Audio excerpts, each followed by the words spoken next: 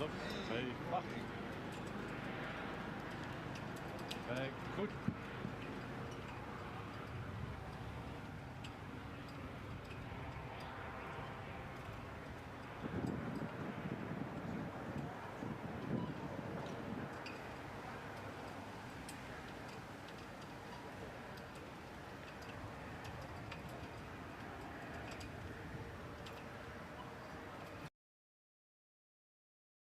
Transformational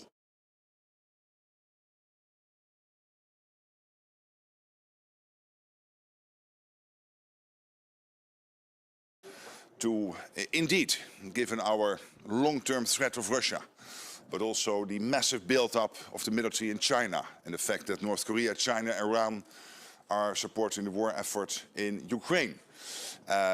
It's really important that we spend more, so that will be number one on the agenda today, a new plan when it comes to spending over the coming years. Of course, defense industrial production. We know that we are lacking a defense industrial base which is producing sufficiently. So we have fantastic companies, but they have to put in the extra production lines, they have to put in the extra shifts in making sure that we produce the ammunition and all the items we need. And Ukraine.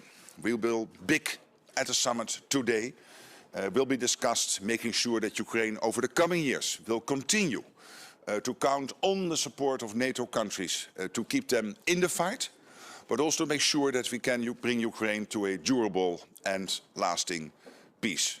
So a transformational summit, looking forward to it. And of course, hope to see you later today. I can now take a few questions and then at the end, we will see each other at the press conference. And I see that CNBC wants to start. Thank you very much. Sir. Steve Sedgwick, CNBC, as you know, sir. Look, there's a lot of questions about Spain.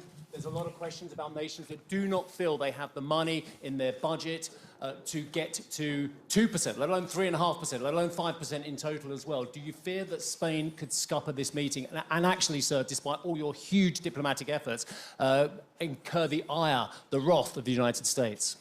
No, I don't. I'm not worried about that. Of course, these are difficult decisions. Let's be honest. I mean, politicians have to make choices in scarcity. And this is not easy because 7, 8 countries at the start of this year not at 2%.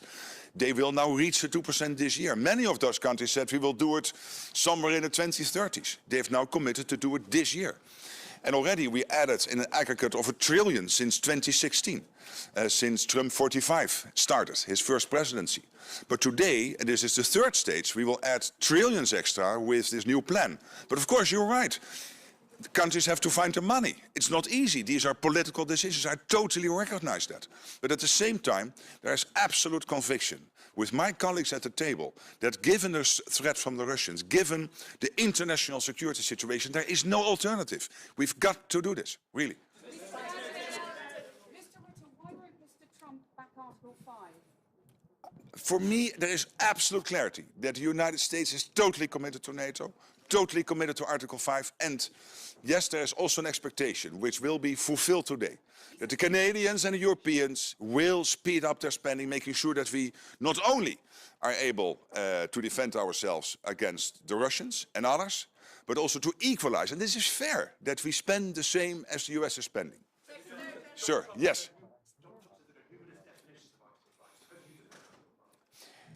The big thing about Article 5 and the good thing about Article 5 is that it is clear that we defend each other when we are attacked. But you will always get all these questions, yes, but if this cyber attack or this hybrid attack, we never go into those details. General, you had dinner with Donald Trump yesterday. In what mood was he? And excellent mood, and the king and queen were hosting a fantastic dinner in this. And I was so proud to sit in that Orange Hall, which is basically exemplar. I'm a historian, so this is about the history of the Dutch Republic. 1648, the Münster peace deal, and the king made a fantastic speech. You have seen it, I hope. I was also able to say a few words, so I think it was a great dinner. Nederland dit allemaal gaan betalen? 5%, meneer Rutte. Nederland is op 2 of 3 na het rijkste land van de wereld. Als wij het al niet kunnen betalen, wat kunnen we dan van de anderen? Wij zijn schatrijk.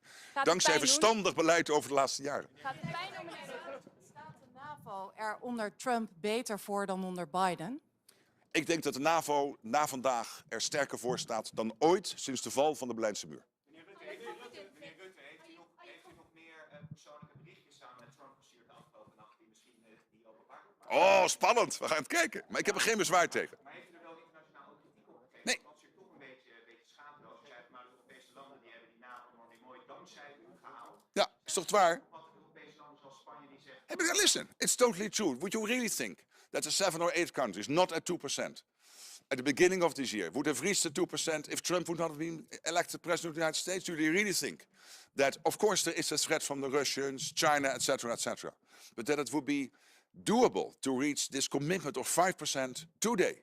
And I'm hopeful and cautiously optimistic we will get there. If Trump would not have been elected president, so I think what I said in the text message to him, totally fine that he published it, please, but totally fine that he published it, I think is a statement of fact. Sharing this message. Are you okay with him sharing those SMS? Isn't that a little embarrassing? Absolutely not. Absolutely not. What is in that text message is a statement of fact, and I'm totally fine that he shared it. Meneer Rutte, één laatste. The attacks on Iran appear to be less positive, less successful than they looked before.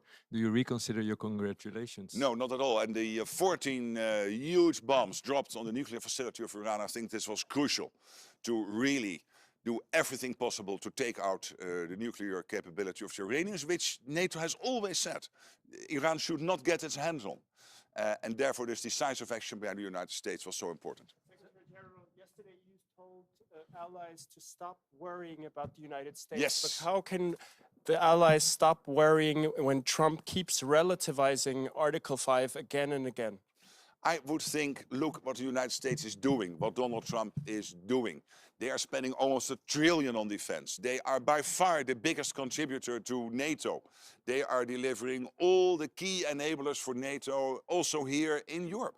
I mean, they are an important ally. They are by far the biggest ally in NATO. They are over 50% of the total NATO economy. But what we now will do over the coming years is to bring down, step by step, shift the burden away from the United States, more towards the Europeans and the Canadians, which I think is fair. And in the meantime, we will also equalize the spending.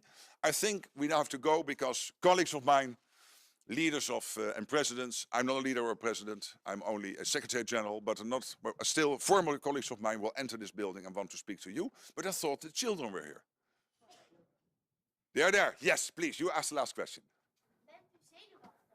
Am I excited? I'm excited, but to a level where I can still control it. Thank you.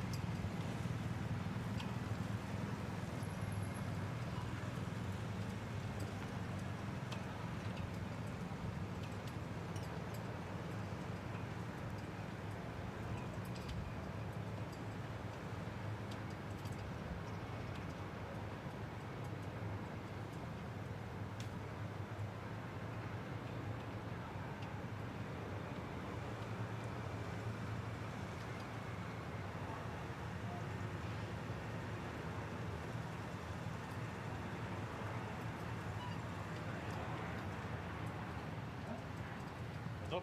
7, 8.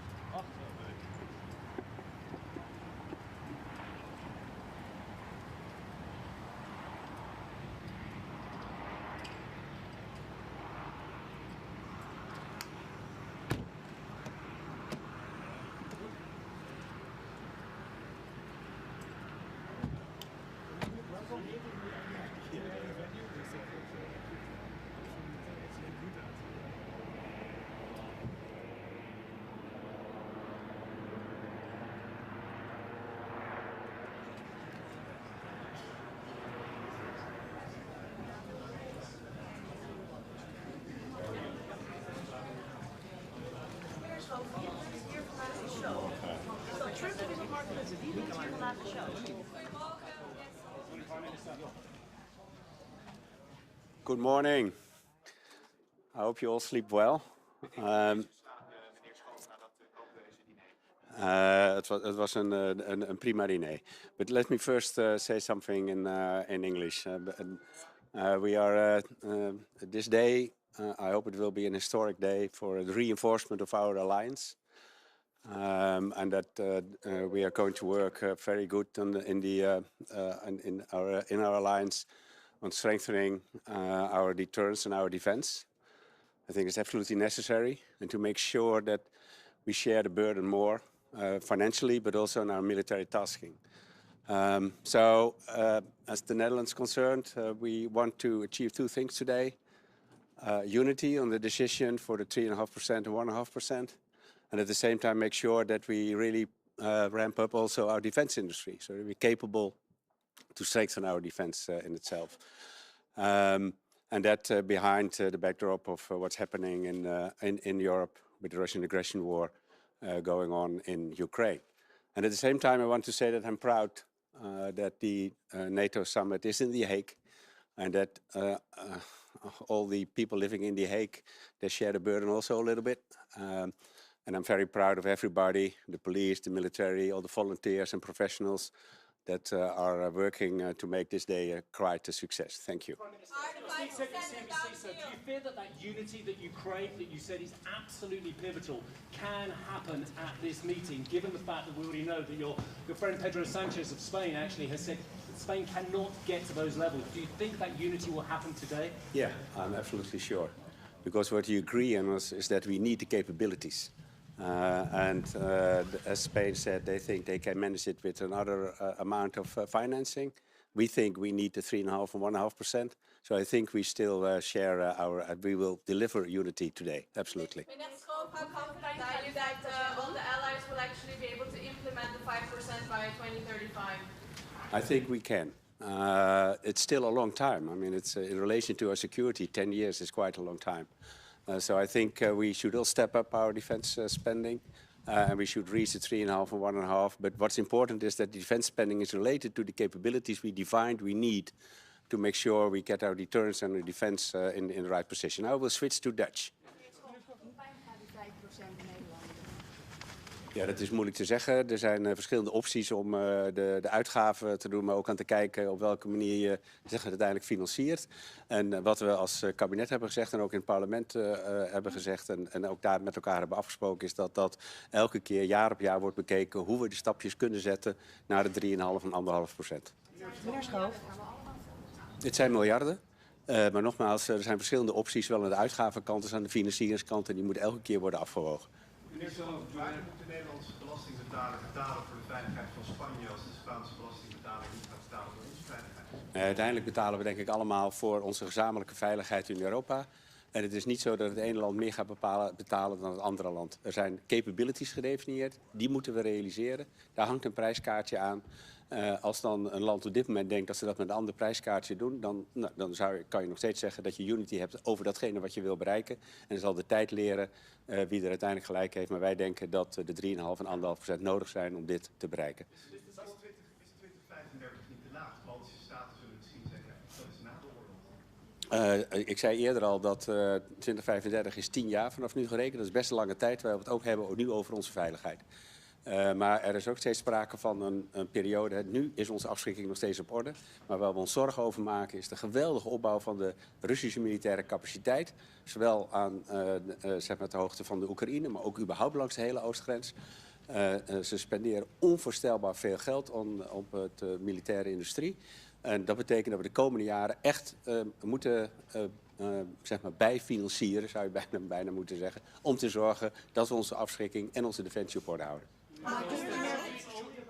But if it's only about capabilities, as Spain says, why do we need the 5% at all? And why wouldn't other countries also say, let's not pay the 5% because we will fulfill the capabilities? No, but the percentages are related to the capabilities. And also in the NATO capability studies, and this is also in the Netherlands the case, we clearly define that to meet the capabilities, we have to ramp up our spending to 3.5% at least. So that's what we think and what NATO thinks. And I think that's important. But it's about capabilities and then the financing. And I'm sure that we will find unity around all these issues today. Should be there any consequences to Spain if they don't reach the target spending the 2.1%? Oh, it's much too early to talk about any repercussions. I mean, today is important decision-making process. And I'm sure we find unity about the decision process. That's important. That's what also the Secretary General worked on also the last few days. So I'm sure and confident that we reach that unity and that we ramp up our defense spending, that we ramp up our defense industry, and therefore can deliver to the people in Europe deterrence and defense and peace and prosperity. Premier Schoof, even in het Nederlands. Article 5 means when somebody attacks you, NATO will help in defending. Donald Trump says there are numerous definitions. Do you think that's the case? No, Article 5 is very clear. Thank you. I'm just going. I will now walk to the Dutch press. Yes, thank you very much. Oh, you come over here. Meneer Schoof, wie bent hier vandaag de show? Is dat Trump of is dat Mark Rutte? Nee, dit is de NATO. Dus dit is een vergadering van alle regeringsleiders, van alle 32. En gezamenlijk besluiten wij vandaag wat we gaan doen. Ja, maar toch is het zo dat Mark Rutte gisteren ook naar Donald Trump heeft gestuurd. Eigenlijk alles wat nu is gelukt, die 5%, dat komt door u. Dus dan is Trump toch degene die de show wint? Nou, ik denk dat Trump een belangrijke bijdrage heeft geleverd door te eisen dat de balans meer zoeken op de uitgaven en daarmee naar die 5%. Maar uiteindelijk heeft elk land zijn eigen afweging gemaakt en staan we gezamenlijk voor het ophogen van die 5% om te zorgen dat we uiteindelijk de Russische agressie, maar ook vrede en veiligheid in de wereld kunnen garanderen. Maakt u zich zorgen over het feit dat of Trump zich wel gaat houden aan artikel 5? Nee, ik denk dat ook Trump en Amerika zich gewoon houdt aan artikel 5. Artikel 5 is vrij helder. Heeft Trump daar gisteravond tijdens het diner nog iets over gezegd? Heeft u hem gesproken? Nou, we hebben elkaar kort gesproken, maar dat ging over andere dingen dan over artikel 5. Is er nog een afspraak gemaakt tussen de twee, tussen Trump en Zelensky, om elkaar vandaag te zien? Ja, voor zover mij bekend hebben zij vandaag nog een ontmoeting na de North Atlantic Council. Oh, waar hebben ze die? Dat moet u mij niet vragen, daar ga ik niet over. En is er tijdens het diner ook nog gesproken over de tweet van Rutte naar Trump? Nou, een aantal regeringsleiders vonden het opvallend dat het berichtje wat Rutte had gestuurd aan Trump meteen openbaar werd gemaakt. Maar er is ook een commentaar van Mark Rutte daar zelf over gezien. Wat vond u daarvan? Nou, er stond niks verkeerds in volgens mij. Maar vond u het niet een beetje te veel? Nou, het is belangrijk, denk ik, dat ook aan de president van Amerika werd aangegeven dat we vandaag gewoon eenheid bereiken. Maar was het niet een beetje in de overdrive? Nou, iedereen heeft zo zijn eigen woorden die ze kiezen. En die heeft gisteren ook volgens mij de speeches van Rutte en de koning ook bij het diner kunnen horen. En het is denk ik belangrijk dat ook de president van Amerika weet dat we vandaag gewoon die eenheid kunnen bereiken op die 5,5 of die 3,5%. Maar hoe viel dat bericht bij de rest van de wereld? Kan Nederland niet het goede voorbeeld geven aan landen als Spanje? Nee, maar de vraag is niet of we schatrijk zijn. De vraag is of we bereid zijn te zorgen dat we de capabilities op orde hebben. Dat kost geld. En daar heeft Nederland, ook in het Nederlands parlement, brede steun voor gekregen om die positie ook vandaag te kunnen innemen. Daarom ga ik ervan uit dat niet alleen Nederland, maar alle landen de verklaringen zullen steunen die we vandaag met elkaar willen bereiken. En dan dus ook vandaag een historische dag wordt in de reinforcement, zoals ik net zei, van de NATO-alliantie. Alleen Nederland moet nog wel een miljarden daarvoor gaan vinden. Nee, maar alle landen moeten de miljarden daarvoor gaan vinden. Maar we hebben allemaal de bereidheid uitgesproken om dat te gaan doen. En er zijn verschillende manieren waarop je de uitgaven zeg maar, ten opzichte van elkaar kan wegen. We hebben ook in Nederland, ook in het parlement gezegd, je moet je integraal wegen. En er zijn verschillende manieren waarop je ook naar de financiering kan kijken. Meneer Schoof, vreest u voor het humeur van Trump nu de aanval op Iran een stuk minder succesvol lijken?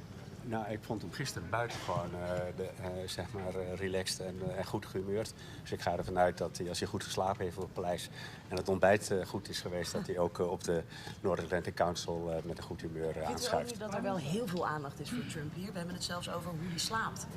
Ja, nou ja, dat vraagt u mij. Ik bedoel, Nee, maar goed, ik genereer die aandacht niet.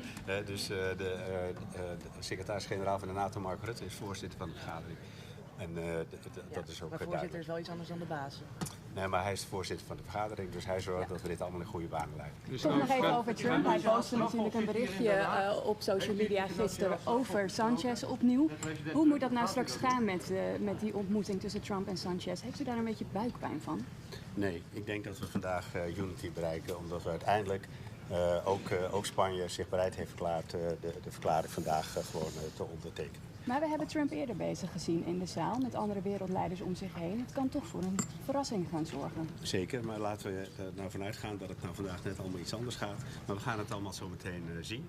Ik ga ervan uit dat we in de 3 uur die we hebben overeenstemming bereiken en de verklaring daarna kan worden uitgegeven. En uiteindelijk het allerbelangrijkste is dat we naar die verhoging van de defensieuitgaven gaan, omdat we daarmee de burden-sharing tussen de Verenigde Staten en Europa beter in balans kunnen brengen. En uiteindelijk datgene waar denk ik de mensen in Europa ook recht op hebben. Ervoor te zorgen dat we vrede en veiligheid kunnen realiseren. Gezien de toenemende agressie van Rusland in Europa en de oostgrens. Is er genoeg aandacht voor Ik doe nog 1 vraag. Vragen u en andere Sanchez om zich een beetje gedijst te houden om een clash met Trump te voorkomen? Ik denk dat dat niet nodig is. We hebben goede afspraken gemaakt in de hele voorbereiding. Er is eindeloos over onderhandeld. En ik ga ervan uit dat we vandaag het belangrijke besluit, denk ik ook door velen al als historisch gezien, hier in Den Haag, toch in de stad van vrede en recht, kunnen nemen om te zorgen dat NATO sterker wordt. En daarmee defensie en veiligheid veel beter kan worden gerealiseerd in Europa en in de wereld. Dank u wel, tot ziens. We staan nu bijna in een split.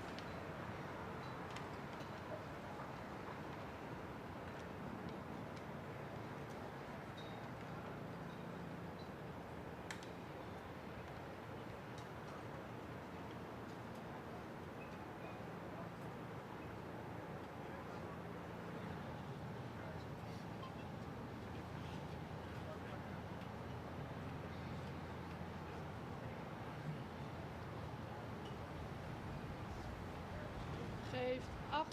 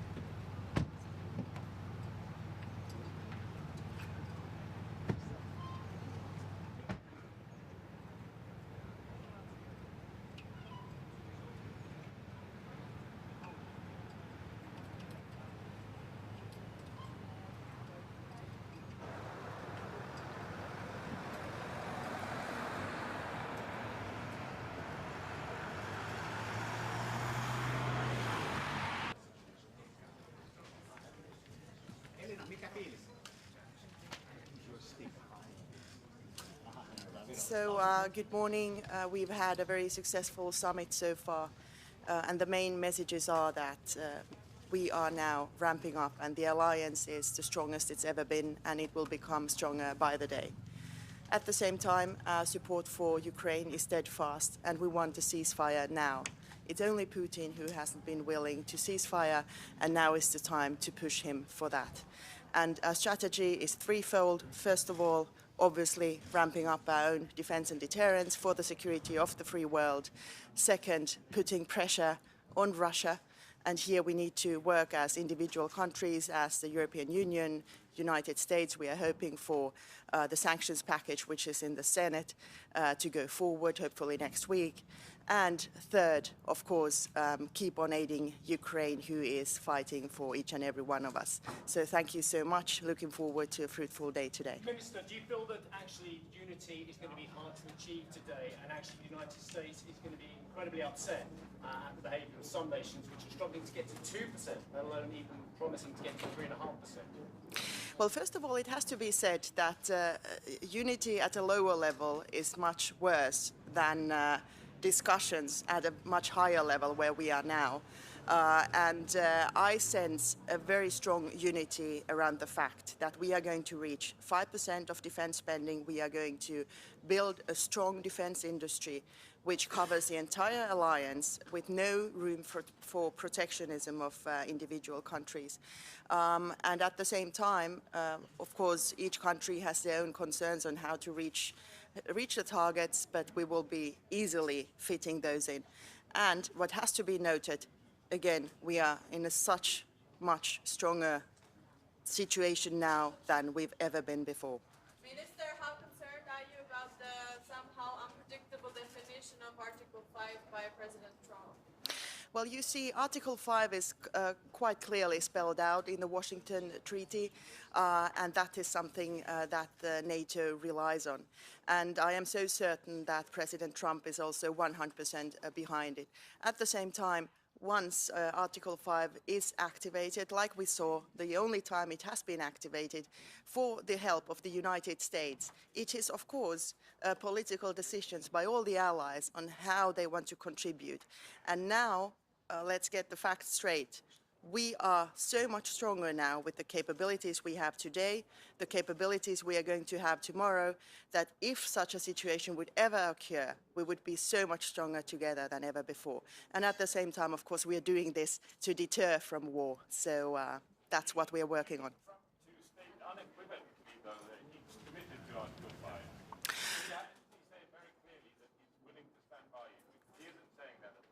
Everything we are hearing from the US administration is pointing to the fact that the US is a strong ally in NATO and extremely committed. And we had a very fruitful dinner last night with my colleague Marco Rubio, and we heard exactly the right words. Minister Valtonen, you mentioned Ukraine. Are you worried that we are forgetting Ukraine? Well, nobody is forgetting Ukraine. We actually had a very good dinner last night with our colleague Andrei Subia from Ukraine, and now I'm going to sit down with him together with my Nordic colleagues.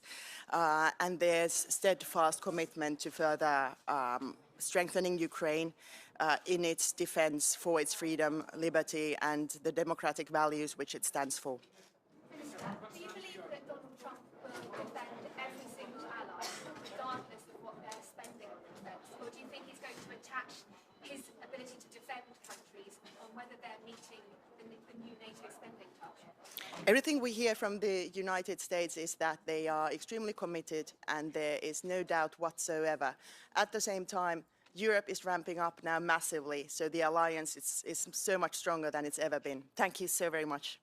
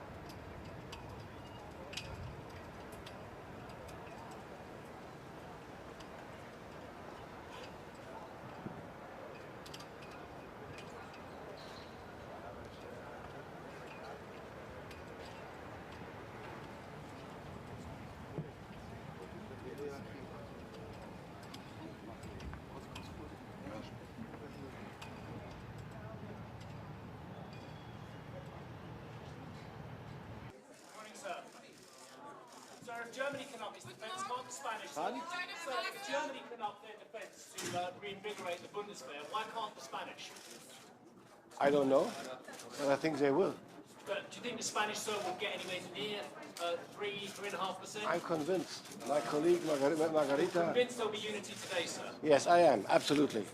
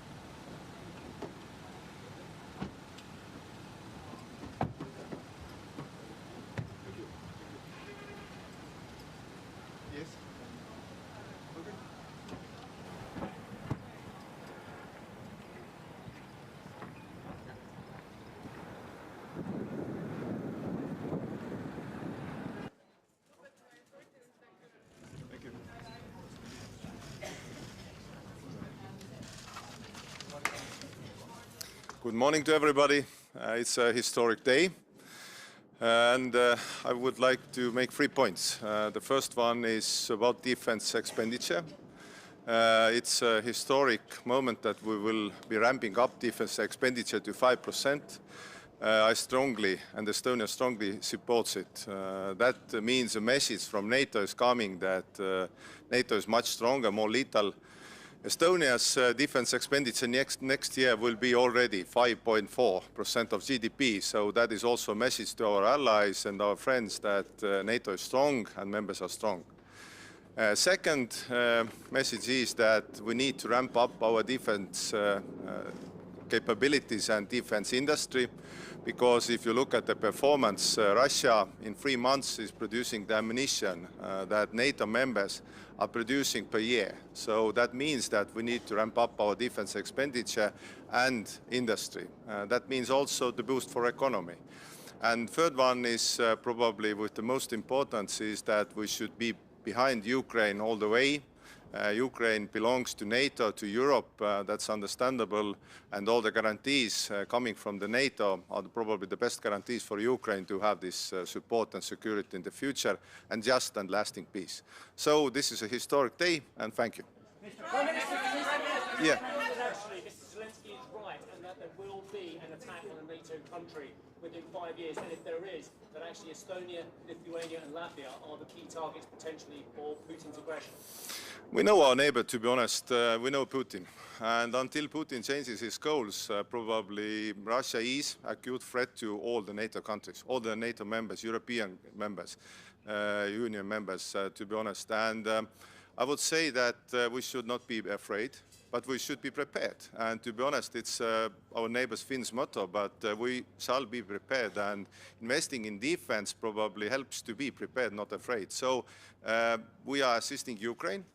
With everything we have. Our expenditure to Ukraine is 0.3% of our GDP to Ukraine this year, and if we can do more, we will do more. Thank you. Yeah. How confident are you that the 5% are actually going to be implemented and not another empty promise, like 2% will work? And are you concerned that there will be more opt-outs like Spain?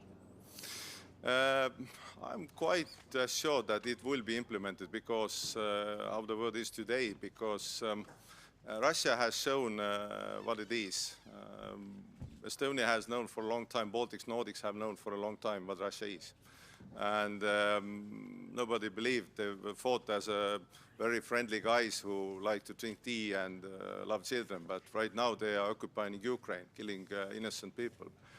So I would say that ramping up defense expenditure is a must if you want to have freedom. And Europe is a free area. NATO countries like also their freedom. So I would say it's a must for everybody. And if you look at the numbers and figures, everybody is investing right now. And our expenditure, as already said, Estonia's expenditure next year will be 5.4% of GDP. So these are not empty words. We are doing what we can, and I hope that this is also example to other countries. Thank you. Yeah, yeah.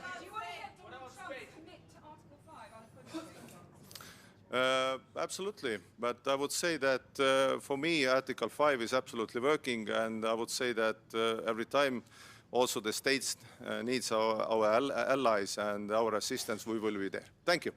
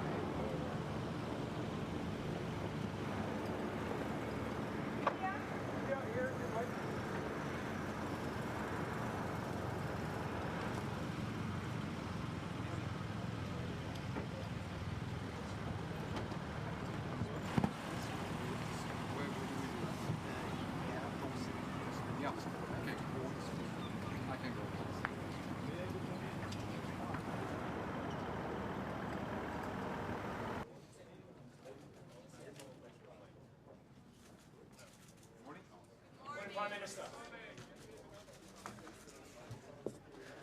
So, Prime Minister, I'm sorry.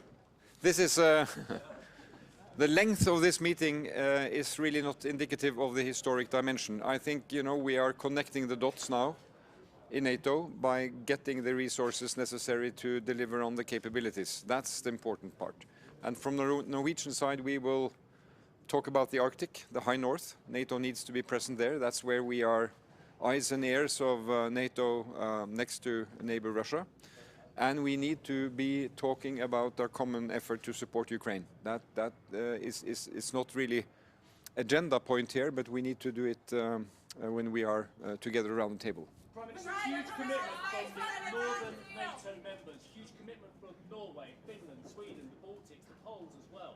Do you feel as the southern neighbours, and we go further geographically south, that neighbours and NATO members just don't have the same interest in spending 3.5% and getting to 5%, including infrastructure?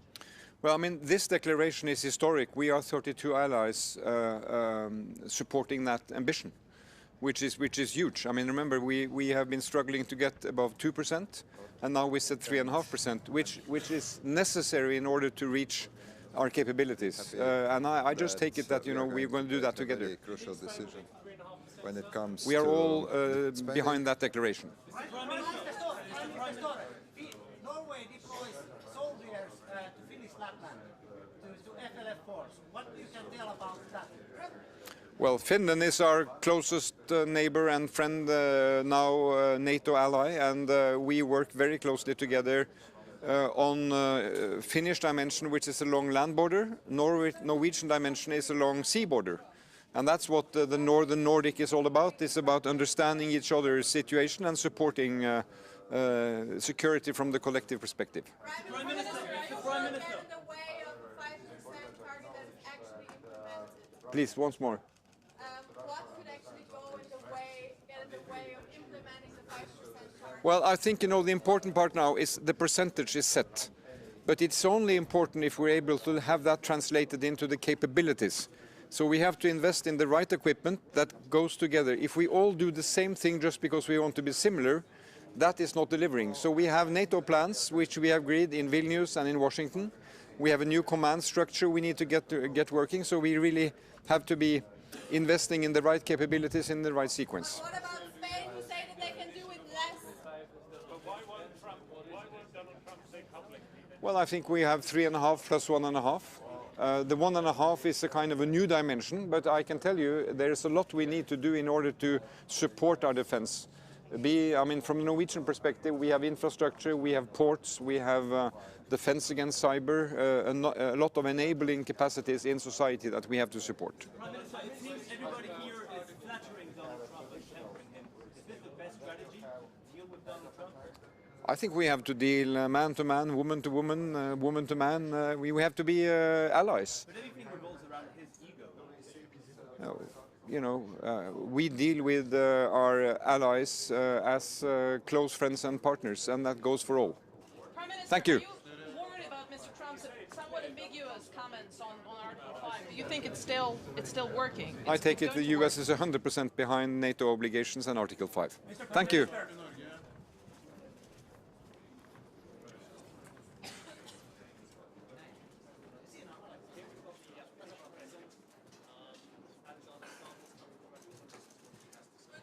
Good morning, everyone. Let me just begin by saying that I'm very happy to be here at my second NATO summit. I feel that Finland's been a NATO member only for a couple of years, but we are quite seasoned. We're a security provider, not a security consumer. I think this summit will be historic for 3 reasons. The first reason is that we go back to the roots of the alliance. In other words, functioning as a collective comprehensive defense system to deter Russia. The second one is that we go back to the defense expenditure levels of the Cold War, 3.5% plus 1.5. And the third reason is that I think we're witnessing the birth of a new NATO, which means a more balanced NATO and a NATO which has more European responsibility. So in that sense, I'm really looking forward to the conversations that we have. Mr. President, you joined NATO after decades, centuries of brutality in order to face down the Russian threat because you believe there was an Article 5 assurance. Do you have concerns that Article 5 remains the same as when you joined and what you thought it meant? I do not have any concerns about that. And for us, defense is based on two very simple pillars. One is a strong, independent defense that we've been working on over decades because of the Russian threat. And the second one is NATO's Article 5, of which we are, of course, a strong part because after the war in Ukraine, NATO has doubled its border with Russia through Finland. So we have responsibility and we have full trust in Article 5. Wait, one at a time. We'll go like this and that. Yeah. How many times will you have to play golf with Donald Trump until he stops relativizing Article 5? I don't think President Trump is relativizing Article 5, and golf is a good way to discuss business. Does President Trump see Putin as the biggest threat to the NATO alliance? If we look at today's declaration of 5 points, it is quite clear that the number one threat to Europe and the alliance is Russia. We are not building up our defense expenditure because we are worried about any other European states. Finnish media. Speaking of the age of restlessness during the last 3 years that we're living through, do you believe that in during your presidency, your lifetime, Europe is actually going to be able to relax and enjoy peace again? No, I think we're witnessing a change in the world order. It's very similar to the moment that we witnessed after World War I, World War II, and the Cold War. And of course, after World War I, we got it wrong. After World War II, the balance was more or less right. And after the Cold War, I think we got intellectually lazy. Now we need to sort things out, understand that the time of Western dominance is over. We're moving towards a world which is more transactional, which is more multipolar, and which is more disorderly. And this means, at least for a country like Finland, that we need to have close allies and we need to work on building up our security and defense. I'll take. Tämä on NATOlle hyvin keskeinen kokous, monella tapaa historiallinen 3 syystä. Ensimmäinen syy on se, että NATO palaa juurilleen, eli toimittaa vasteen Venäjälle. Toinen syy on se, että palaamme kylmän sodan aikaisiin puolustusmenoihin. Ja 3. syy on se, että syntyy uusi NATO, joka on eurooppalaisempi ja tasapainoisempi. Do you want me to translate?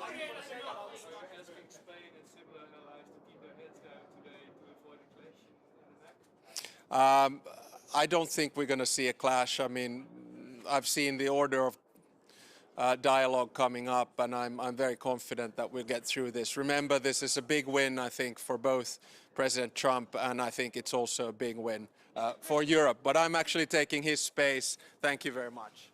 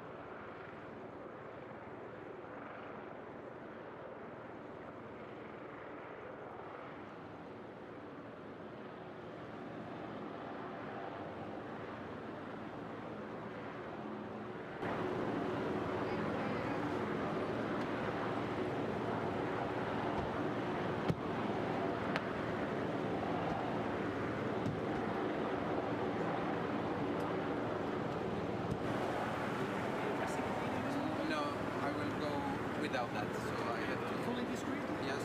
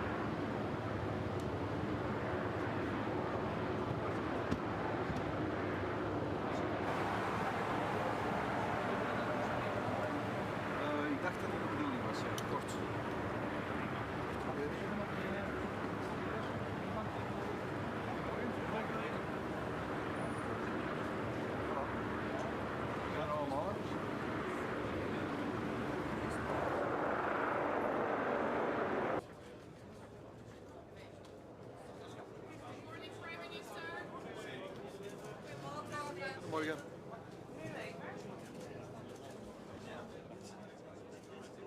What are you expecting from today's declaration on the 5%?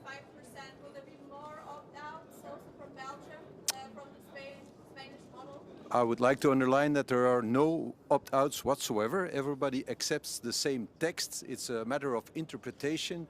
You have to do the 5% and the capabilities, and the interpretation of Spain is that they can realize the capabilities without doing 3.5% of the GDP. This remains to be seen. If this is their interpretation, it is everybody's interpretation.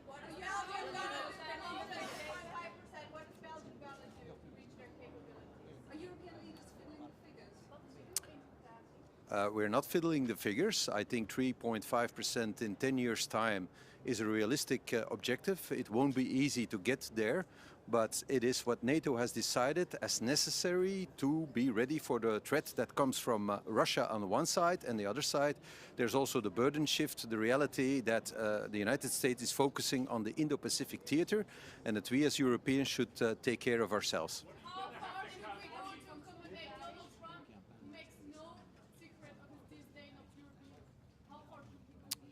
I don't think it is wise to comment on that, but it is a reality that we face. So as Europeans, we should realize that our long break from history is over, and that we have to take our own responsibility for the security of our own continent in a very difficult time. Sorry? Well, there's the capability targets that we have to achieve, and if you can do it for less than 3.5% on the strict defense spending, that would be great. If we can do it, we will try to do it as well, but NATO is not foolish. If they say it's going to be 3.5 to get it done, it's probably true, but we have the evaluation in 2029 that is also decided. We'll see how the world looks like in 5 years' time. Not all at the same time. There can be no discussion on Article 5, I believe. It is crucial that Article 5 is not subject to interpretation. Ja, wij hebben niet gedaan wat we moesten doen. We zijn lang een beetje een freeloader geweest binnen de NAVO. Er zijn nog andere landen die de 2% niet hebben gerealiseerd. Daarom was het voor mij belangrijk naar hier te komen met de 2% gerealiseerd. En ook een strategische visie om dat ook daadwerkelijk vorm te geven. En wij hebben ook al een plan om boven de 2% uit te stijgen in de komende jaren. Wij hebben op dit moment nog geen planning voor de 3,5%, maar we hebben wel afgesproken na deze NAVO-top om daar terug over samen te zitten. We hebben 10 jaar tijd, we hebben een vrij budgetair traject en we hebben uiteraard de mogelijkheid om, als we onze capaciteiten kunnen realiseren voor minder, van het ook voor minder te doen.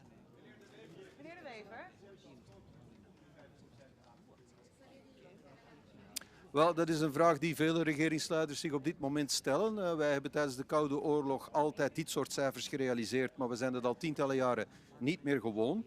Dus dat betekent dat wij zeer moeilijke beslissingen moeten nemen. We hebben wel een timeframe gekregen om dat ook effectief te doen.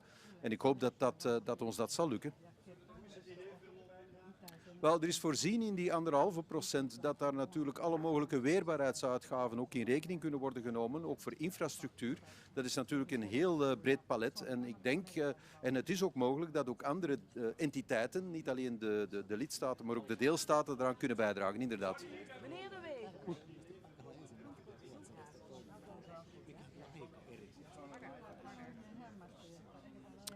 Het diner was nu niet van een aard dat wij allemaal heel serieuze besprekingen met elkaar hebben gehad. Dat was eerder een opwarmertje voor wat er vandaag moet gebeuren. Dus dat is gezellig verlopen.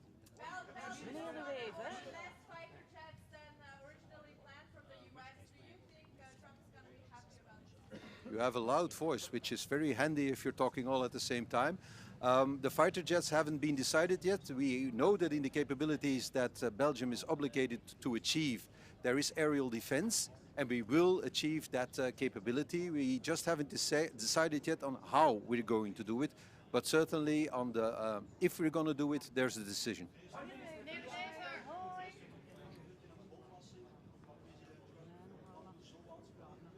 Well, ik zal dat zien, maar ik ben daar eerlijk gezegd niet bang van. En als die er komt, dan zal ik er ook niet van onder de indruk zijn, eerlijk gezegd. Well, dat zal ik zien, hè. Dat hangt er vanaf. Ik weet niet of dat ik die ga krijgen, die bolwassing. We zullen dat wel zien. Maar ik maak me daar helemaal niet zenuwachtig over. Wij zijn een autonoom land en wij zijn geen kolonie van een ander land.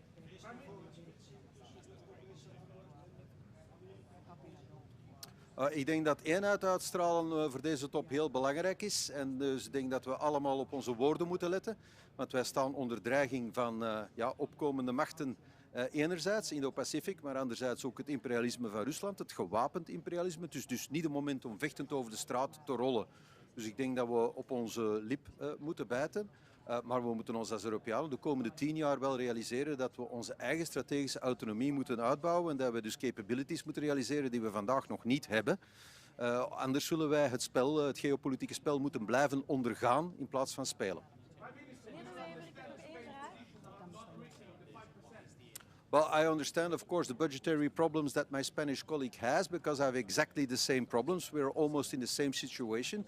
So if he says that he can achieve the capability targets of Spain spending less money, that's an interpretation that he has. Mark Rutte has confirmed that this interpretation is correct.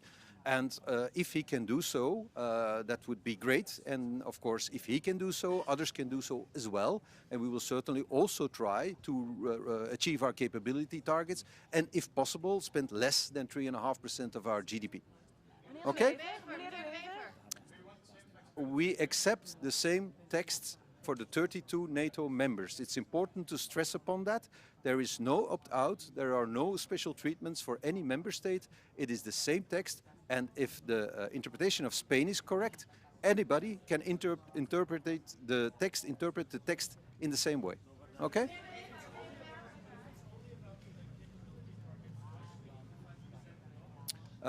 Because, of course, the strategists of NATO have calculated the amount of money needed with the prices of today to achieve the capability targets, and that should be around 3.5% of GDP of all the NATO member states to actually get it done. And I guess these people are not foolish, they know what they talk about, so probably they're right. It would be great to see that you can do what is calculated to be 3.5 for 2.1. as Pedro Sanchez has said. If he can do so, he's a genius. And of course, geniality inspires people. Okay?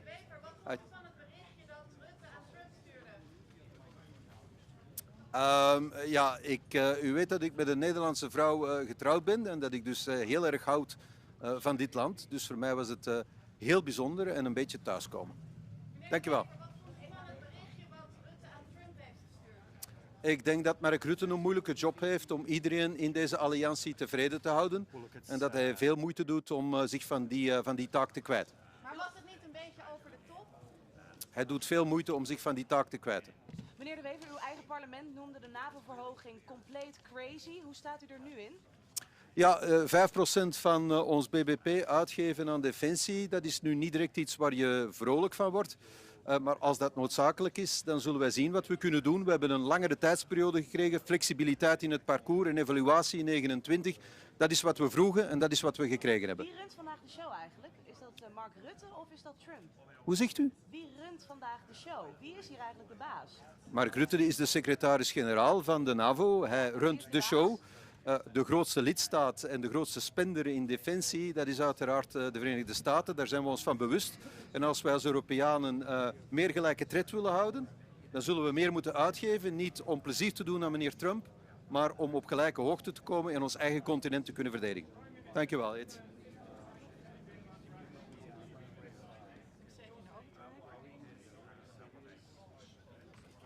I'm not saying that I'm not going to spend 3.5%. We accept the capability targets. We have already augmented our defense spending. We're planning to do more. And we have a period of 10 years, and we will see what happens. We have an evaluation in 2029. We will see how the world looks like. But we want to be a NATO member that is loyal to its obligations. I'll take that. I think I already answered that question in Dutch. Okay, so we'll wrap it up. Thank you.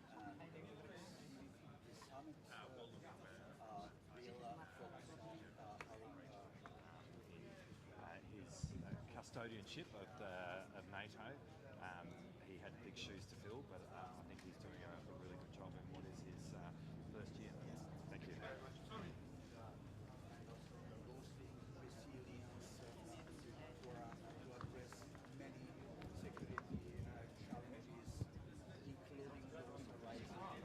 Dzień dobry, witam Państwa bardzo serdecznie. Szanowni Państwo, no, mój 11. i ostatni szczyt NATO. Bardzo się cieszę, że spotykamy się i cieszę się, że wszystko zapowiada jedność krajów sojuszu także i tym razem. Przede wszystkim w tej najważniejszej i ostatnio bardzo często rozważanej kwestii podwyższenia wydatków na obronność. Także mam nadzieję, że podejmiemy tutaj razem decyzję w tej sprawie.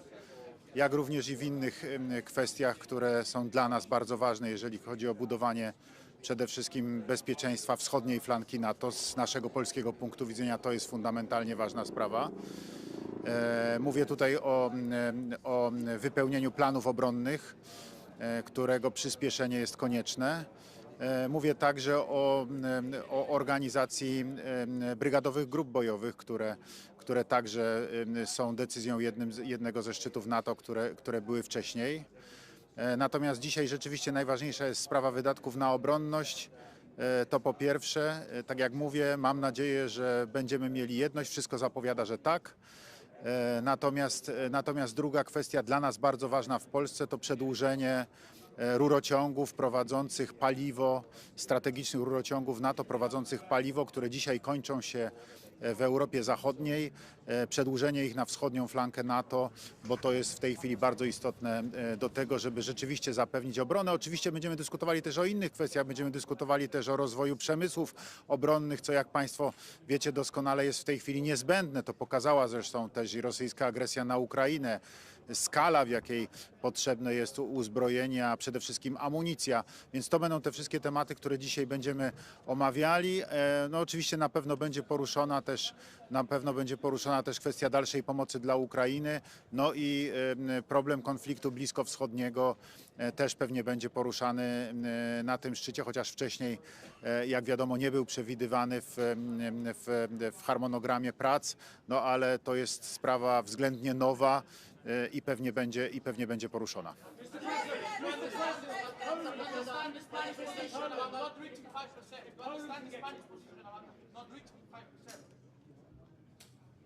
Mr. President, if Poland can get to 5%, why can't other countries get to 5%? What is your message to those countries, and do you think it endangers the alliance, sir?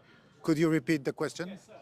Poland, of course, is making great strides to get to 5% and beyond as a percentage of GDP in its military spending. If Poland can do it, why can't other countries? What is your message to those other countries? Do you fear that it endangers the alliance and the US involvement if they don't get to 5%?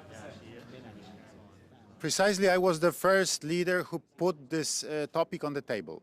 That was in March in the White House when I had a meeting with President Joe Biden. And I said to President, we have to increase military spendings in allied countries because it's absolutely necessary. We have to spend as much money for defense as we spent, as NATO countries spent during the Cold War. Because it's necessary. You see the threat of Russian potential aggression. You see the Russian imperialist policy, and this is absolutely necessary. So that was the first moment. Then in April 24, I talked with President Donald Trump in New York, in Trump Tower. The president was a candidate for the election.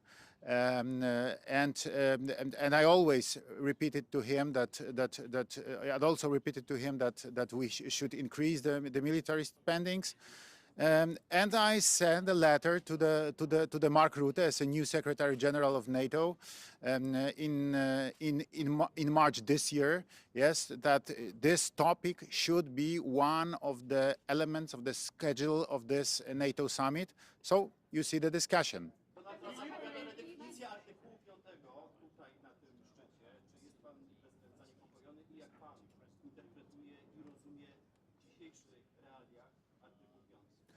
Szanowni Państwo, no, dwie są podstawowe zasady w NATO.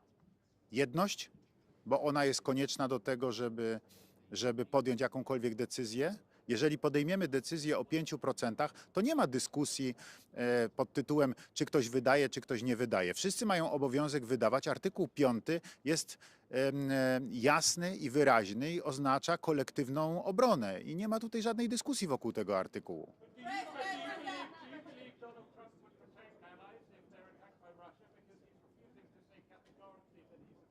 I'm absolutely sure. I'm absolutely sure.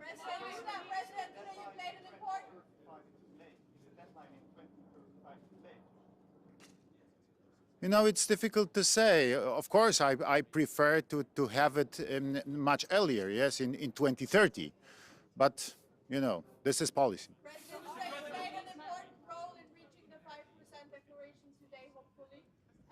How do you feel about Mark Rutte giving all the credit to Donald Trump yesterday in his private text messages?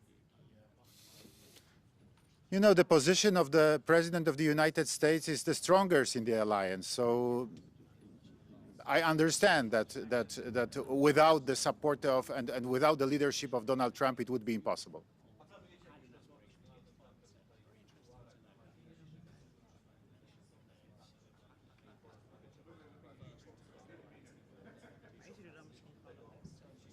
Szanowni Państwo, no są, że tak powiem, bardzo różne sytuacje. Były takie szczyty NATO, że mieliśmy z panem prezydentem Trumpem nawet kilkanaście, kilkadziesiąt minut do tego, żeby spokojnie usiąść i porozmawiać.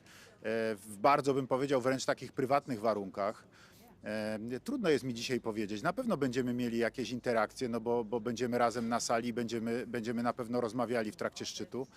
Natomiast czy będzie taka możliwość, żeby usiąść spokojnie, to zależy od bieżącej sytuacji po prostu.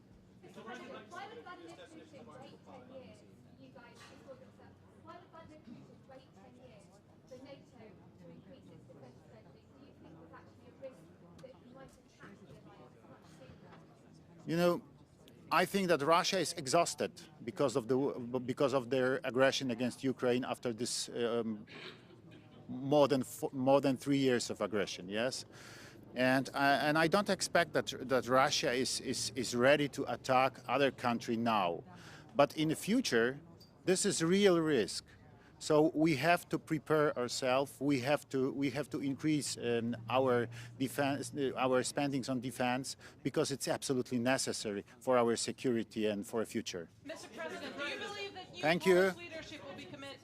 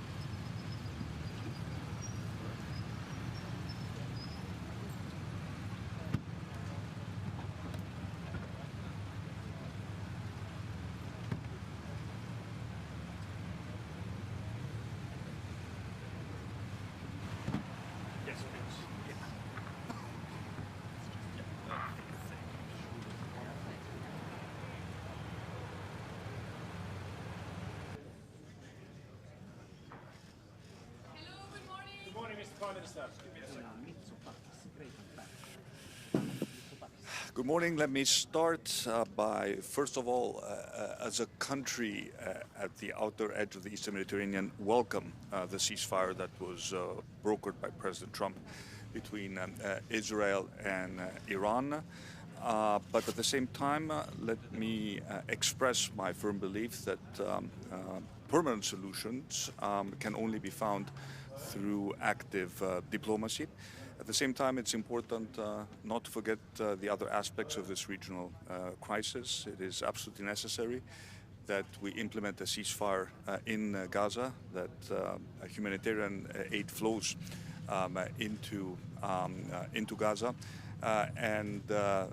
This is a big component of a permanent solution to the problem of instability in the region.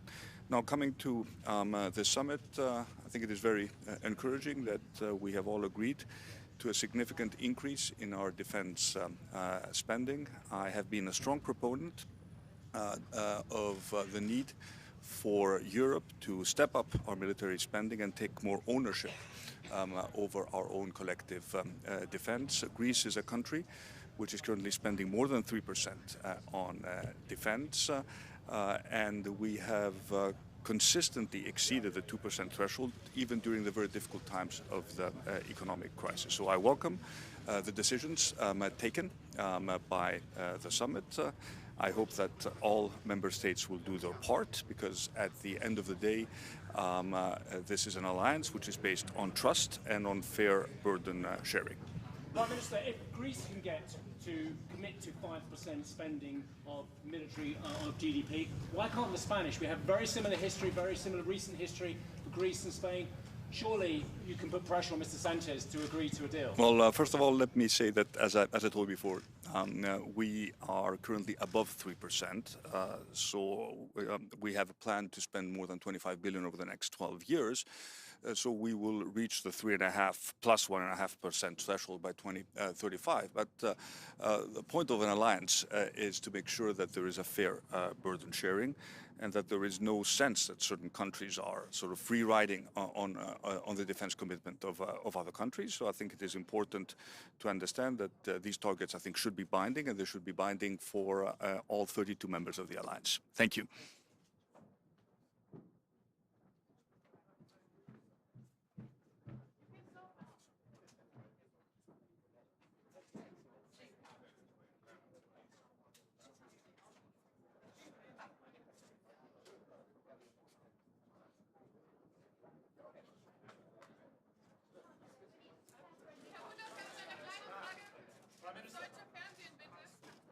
I think you prefer the German Chancellor.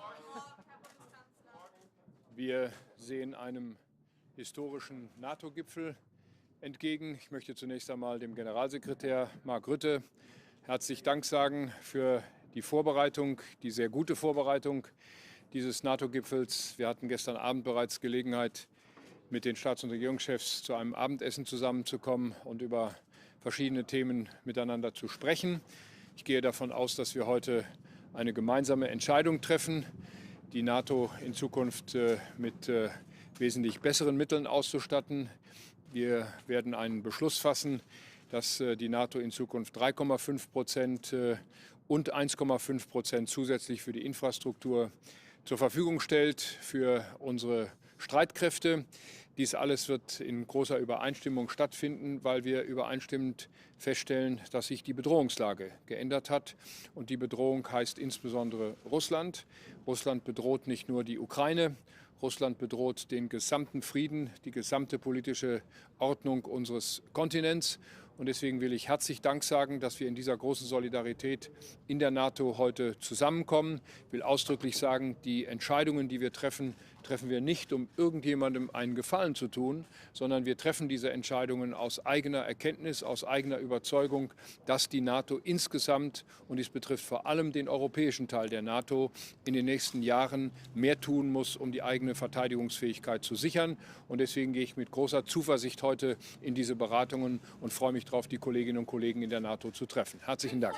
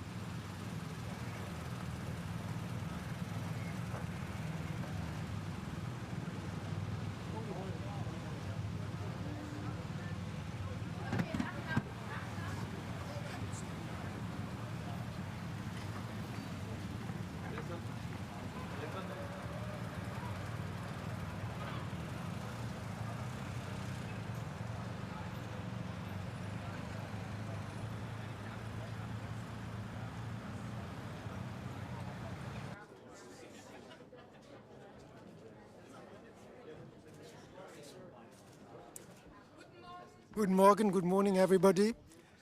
You know, NATO was founded some 75 years ago to defend international law, human rights, the rule of law, and I think this is more important than ever today at a time where we are living in, where we are seeing fundamental geopolitical changes. And in this context, it is quite impressive to see this unity among the 32 members of NATO.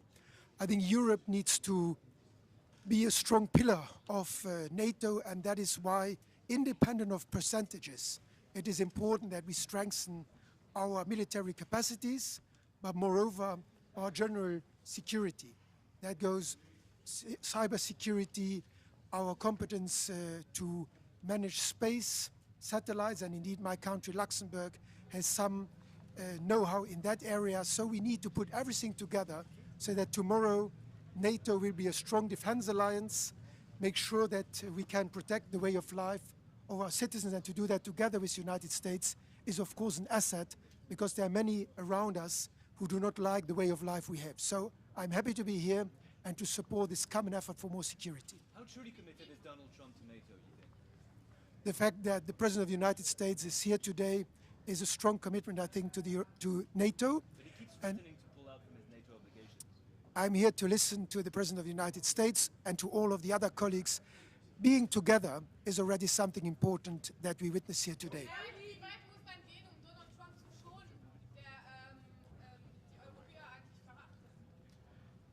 Wir sollten nicht nur nach Amerika schauen, wenn wir über unsere eigene Sicherheit nachdenken. Rund um Europa gibt es vieles, was nicht in Ordnung ist zurzeit. Wir haben Russland, wir haben den Nahen Osten, wir haben Ambitionen von China und wir müssen selbst in Europa für unsere Sicherheit sorgen. Natürlich ist, was in Amerika geschieht, wichtig für die Allianz, aber selbst ohne diese unterschiedlichen Positionen haben wir die Sorge, dass wir die Lebensweise, die Lebensart der Europäer, Rechtsstaat, Freiheit, Frieden, die müssen wir absichern, und darum geht es bei diesem NATO-Gipfel. Belgien und Spanien scheinen eine eigene Auslegung vom 5%-Ziel zu haben. Wie viel Flexibilität braucht man? Der Weg zu diesen Ausgaben, den muss jeder Staat selbst beschließen, und ich glaube, das, was NATO-Generalsekretär Rutte Spanien geschrieben hat, gilt natürlich für alle. Das heißt, jeder muss souverän, eigenständig seinen Weg zu diesen militärischen Kapazitäten und allgemein zur Sicherheit festlegen. Wir haben 10 Jahre, um das zu tun, und ich glaube, da muss jeder seinen Weg finden, auch angesichts seiner geografischen Lage und seiner Geschichte. Vielen Dank.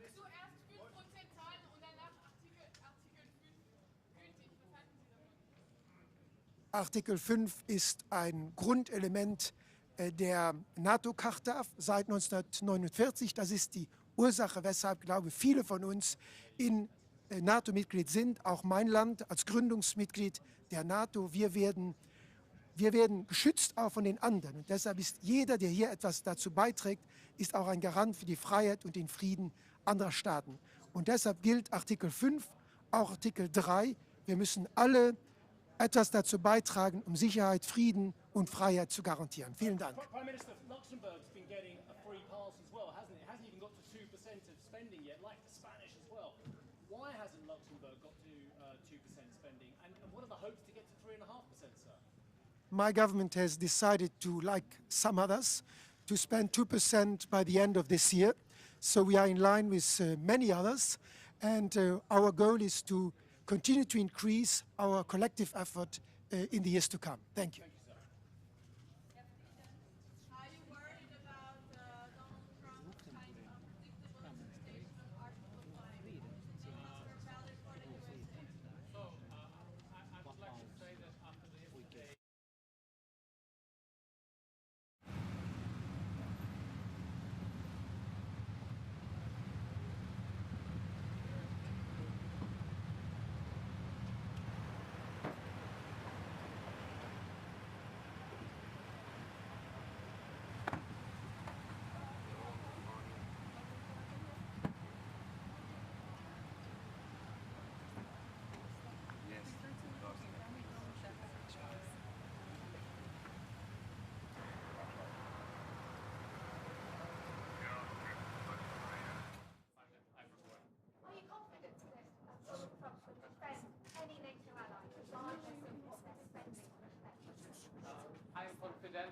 afraid that the Russia might have sued, so we have to get ready and spend 5% of spending on that. So, thank you very much. Goodbye. Bye. Have a nice day.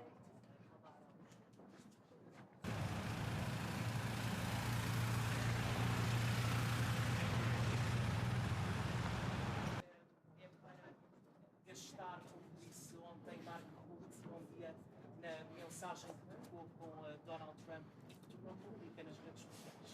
Bom, muito bom dia. Eu queria destacar no início desta cimeira 3 aspectos que me parecem determinantes num momento que é um momento particularmente relevante da nossa aliança. Em primeiro lugar, a nova ambição que sairá deste nosso encontro no que toca ao investimento na área da segurança e defesa, com vista a termos uma aliança atlântica com maior capacidade de dissuasão e de defesa do seu espaço territorial. Para esse efeito, todos teremos de fazer um esforço e este é um marco significativo da assunção de uma corresponsabilidade, de, nomeadamente na Europa, podermos acompanhar um nível de investimento compatível com os grandes desafios para enfrentarmos as ameaças e assegurarmos aos cidadãos europeus e também aos portugueses o cumprir da nossa democracia, dos direitos fundamentais dos cidadãos, da possibilidade de continuarmos a ser uma nação soberana, com os nossos aliados a constituírem connosco um espaço de dissuasão de qualquer ameaça à nossa integralidade e ao nosso espaço. Para esse efeito, teremos de investir mais na área da defesa e a segunda nota é reiterar mais uma vez que, da parte do governo português, nós acompanharemos esse esforço. Assumimos já o encargo de este ano atingir 2% do nosso produto em investimento na área da defesa, um investimento que continuará nos próximos anos, dentro de um contexto de equilíbrio, que não porá em causa nem a nossa situação financeira, nem as nossas responsabilidades com todos os serviços públicos que constituem as respostas sociais aos nossos cidadãos, e dizer que olhamos para esta nova etapa não propriamente como a assunção de maior despesa por si só, mas de maior investimento.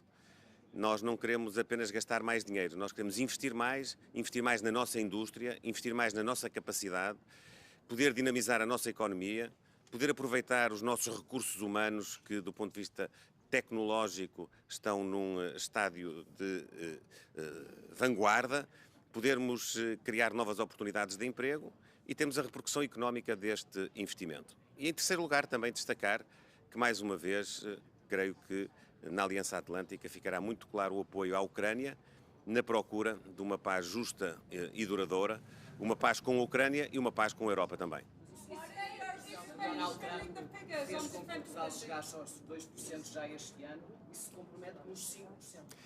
Não, nós temos uma perspectiva de poder ter um investimento nos próximos 10 anos que estimamos possa gerar um consenso agora na Cimeira, não quero já antecipar as conclusões, de se poder atingir 3,5% do produto, mas aquilo que é importante para nós salvaguardar é que nós faremos isto com equilíbrio, de forma progressiva, conciliando todas as nossas responsabilidades, nomeadamente a estabilidade financeira e, por via dela, também a responsabilidade que temos de assegurar às portuguesas e aos portugueses todas as respostas sociais e, portanto, não prejudicar nenhum dos nossos eixos de política pública com o reforço deste investimento.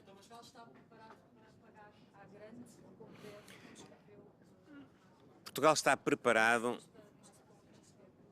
preparado para ser parte de uma cimeira que marca uma nova fase, que garante a unidade da Aliança Atlântica, que garante a solidariedade entre a Europa, os Estados Unidos, o Canadá, que garante que nós, em conjunto, poderemos continuar a assegurar aos nossos cidadãos que os seus direitos, liberdades e garantias estão salvaguardados, que podemos ter as nossas democracias a funcionar e que podemos ter uma capacidade coletiva de enfrentarmos as ameaças que pairam sobre nós a vários níveis, não só do ponto de vista territorial, mas também do ponto de vista tecnológico. Nós hoje temos ameaças que são mais difíceis, muitas vezes, de percepcionar, mas que todos os dias temos diante de nós, nomeadamente no ciberespaço, nomeadamente naquilo que são hoje contextos de perturbação do normal funcionamento dos regimes democráticos e que existem efetivamente, e para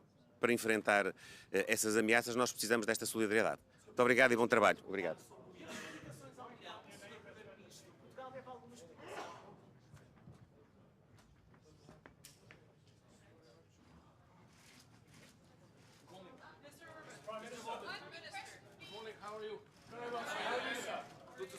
Mr. Prime Minister. You are the Hungarians over there, okay. Mr. Prime Minister. Yeah. Are we moving to 5% from Hungary's point of view? If so, is this of a level to deter Russian aggression? And is NATO creating more problems in its relation? Too long. The question is too long. Sorry. Come back to the 5%. Yeah. With one precondition. So we are able to do it. It's not easy. But the whole calculation of budget regulation of European Union must be changed. So if we keep the regulation as it is, nobody in the European Union is able to fulfill 5%, whatever they say. So we have to recalculate everything in a different method. In that case, we can do. Aren't you fiddling the figures? Sorry? Aren't you fiddling the figures? Creative accounting. You like it?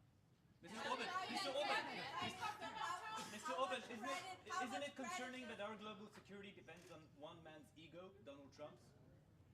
I don't think so. The international order is more based on common sense.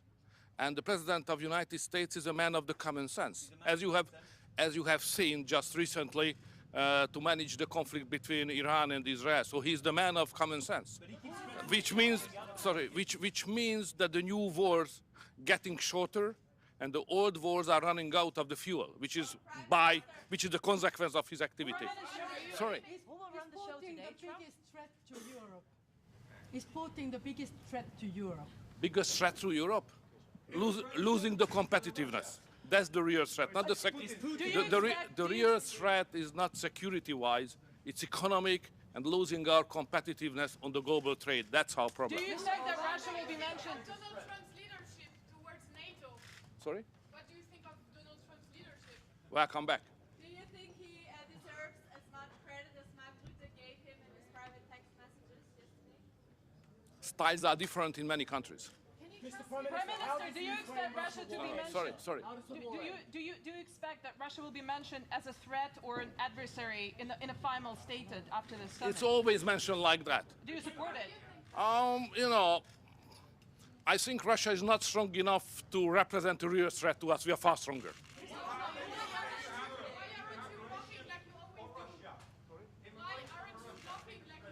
Blocking what?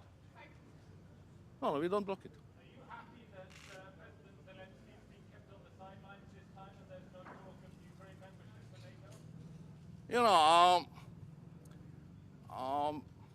NATO has no business in Ukraine. Ukraine is not member of NATO, neither Russia. And my job is to keep it as it is. Thank you very much.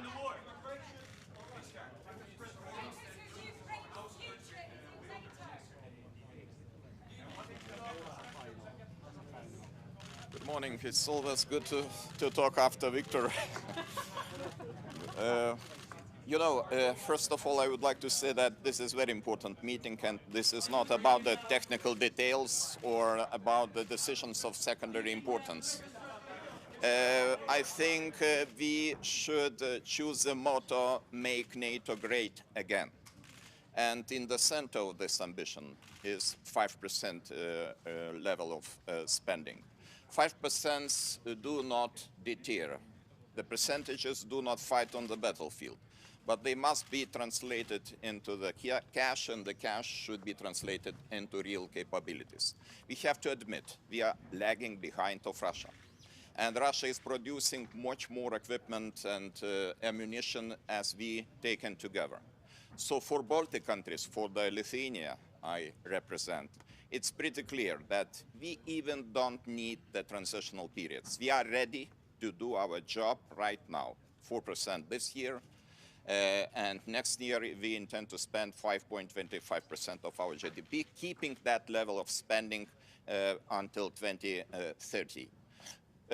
I would like to extend my gratitude to President Donald Trump, because without his engagement, I can imagine that we would discuss probably the level of 2.5% with no clear outcome and positive outcome. Probably those discussions will lead to nothing.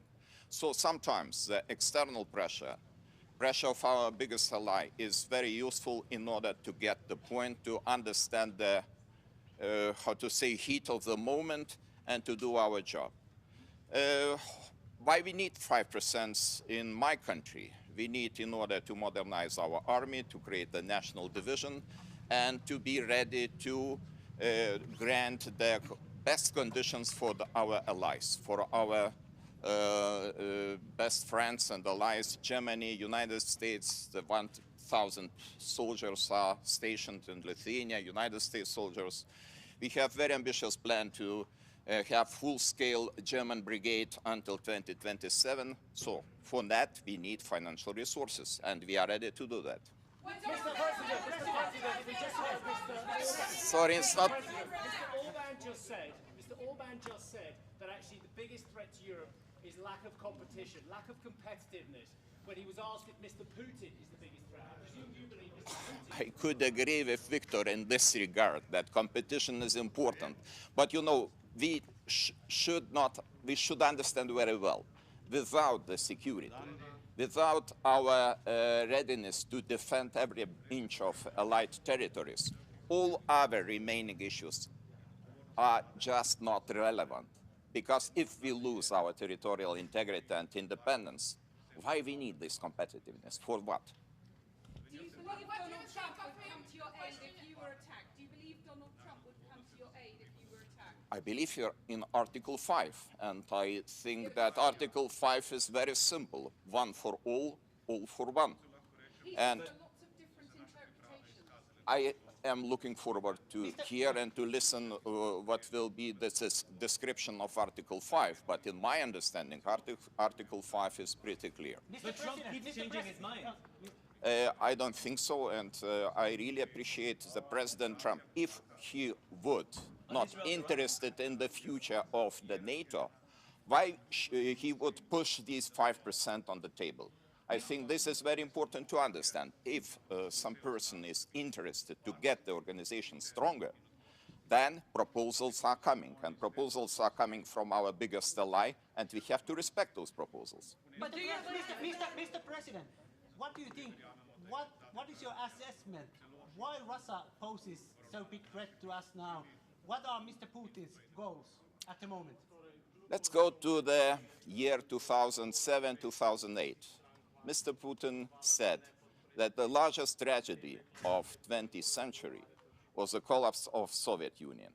And if you listen what he's saying carefully, you will explain all the activities we faced in the recent decade, starting from Crimea, going to the war in Ukraine, and of course these threats.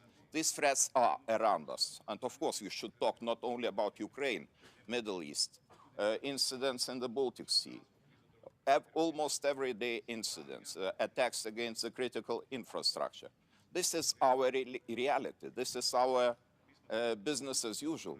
And this is because of Russian activities. And of course, close ally Belarus, because Belarus is another issue, and we have very long border with Belarus, and we face another kind of hybrid activities, for example, in the form of illegal and instrumentalized migration. Mr. President.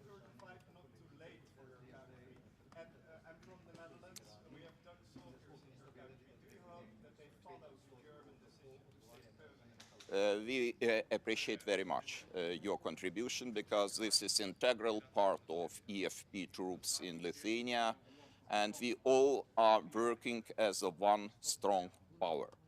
2035, of course, looking from our perspective, it is too late, because as I mentioned, we are ready to spend immediately 5%, and we would be happy to see that our allies, our partners, we are ready to do the same.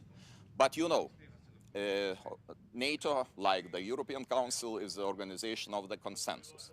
If they reach the consensus and the consensus is 2035, let's be like that. And I hope that we will increase the financing every year, consequently, in order to reach this target. Mr. President, given that everyone seems to be... As a forerunner on defense spending, how concerned are you about the flexible interpretation of the 5% target from Spain and Belgium? Do you think this can actually jeopardize the declaration?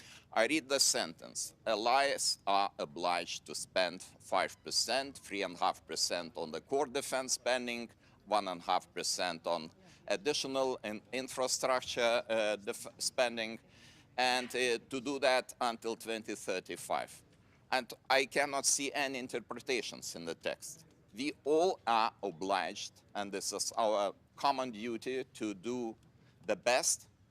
We should just make organization capable to withstand the pressure, not necessarily only the pressure of Russian Federation, but also the pressure of some other hostile nations. So this is our task. Everyone seems to be having a different interpretation of what Donald Trump meant about Article 5. Do you believe that allies should have this conversation today at the table? I don't know if there will be some conversation. It would be very useful, because it would be pretty clear what is the Article 5.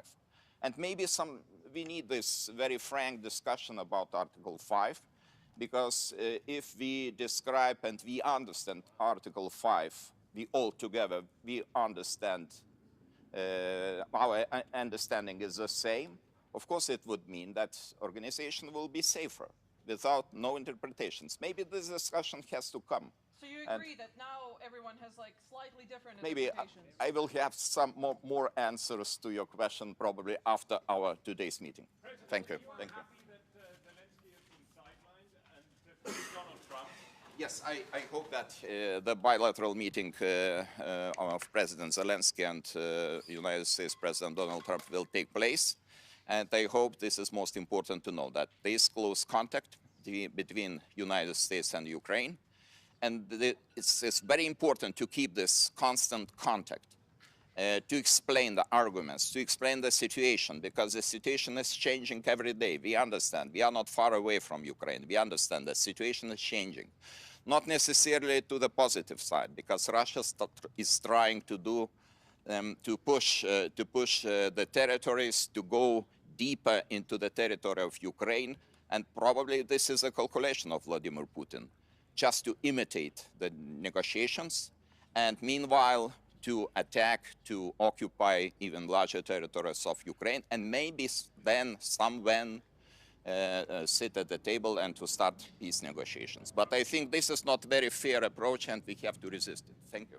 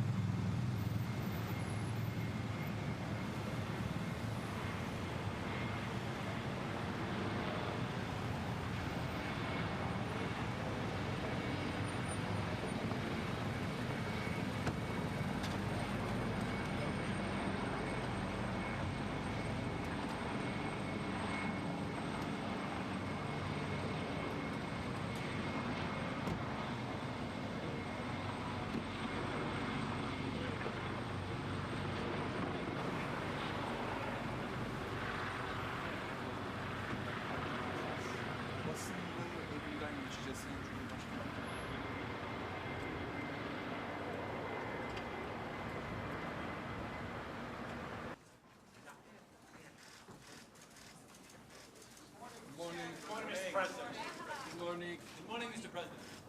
Where are you going to hold the summit next year? Good morning.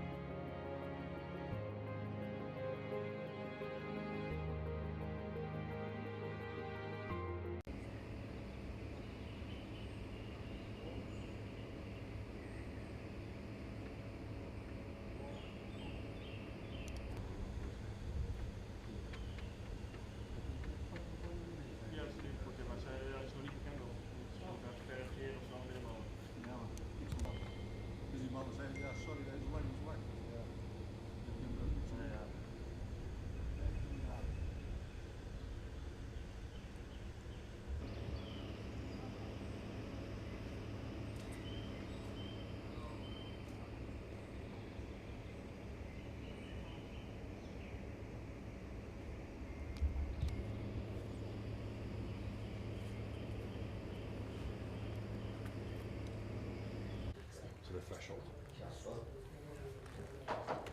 We're going to move up, you said, yeah? You said we're going to move up? Yeah, okay.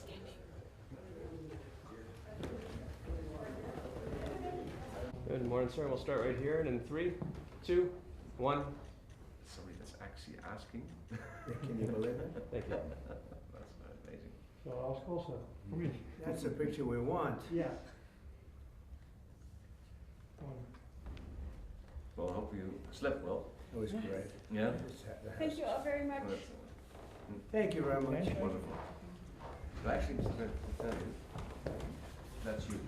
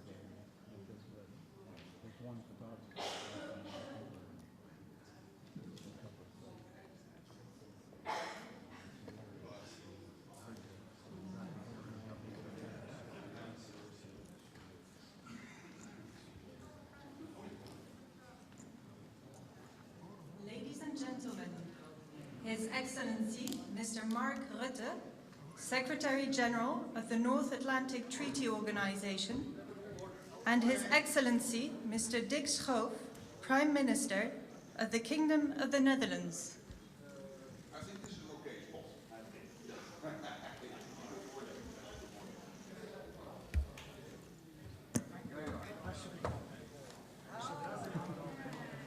His Excellency, Mr. Bart de Wever, Prime Minister of the Kingdom of Belgium.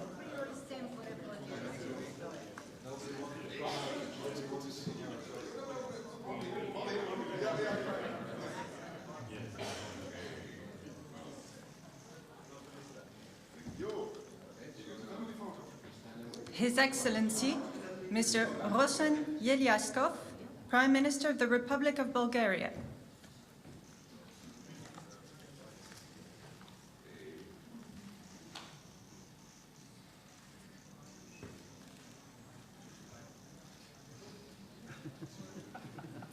Her Excellency, Ms. Gordana Siljanovska-Davkova, President of the Republic of North Macedonia.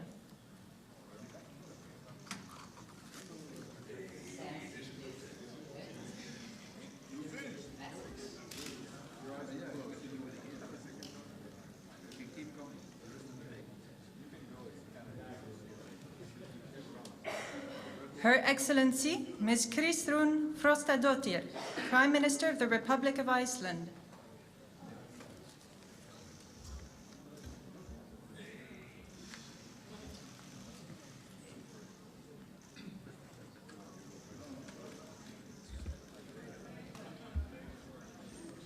The Right Honourable Mark Carney, Prime Minister of Canada.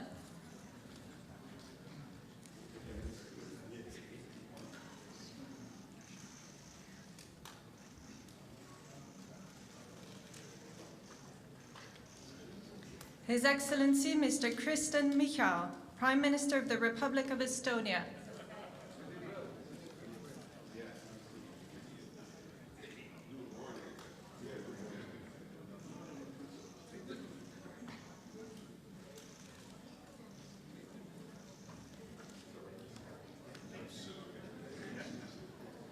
His Excellency, Mr. Peter Pellegrini, President of the Slovak Republic.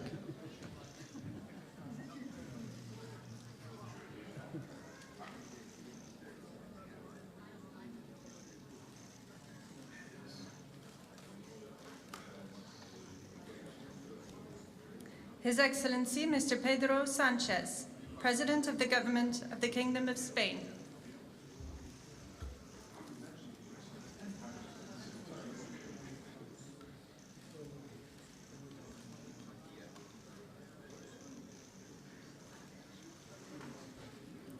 His Excellency, Dr. Robert Golob, Prime Minister of the Republic of Slovenia.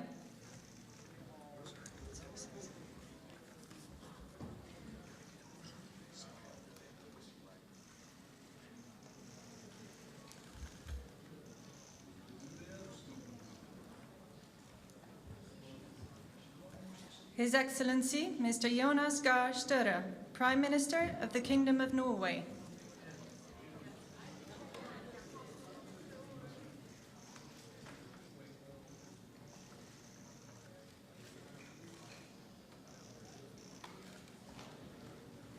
His Excellency, Mr. Edi Rama, Prime Minister of the Republic of Albania.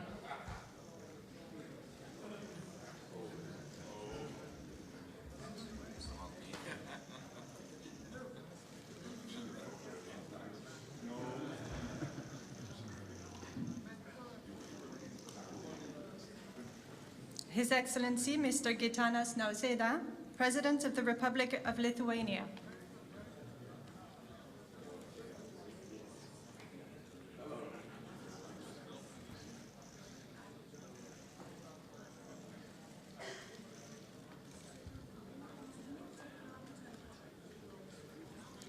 His Excellency, Mr. Andrzej Duda, President of the Republic of Poland.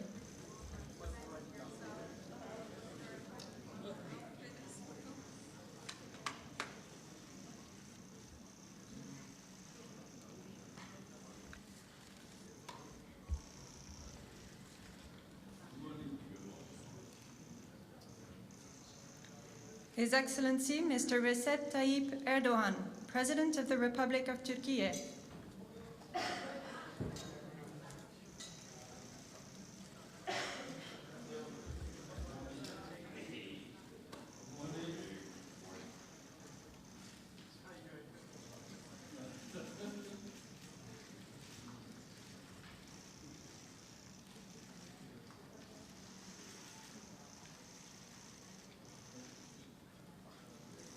His Excellency Mr. Edgars Rinkēvičs, President of the Republic of Latvia.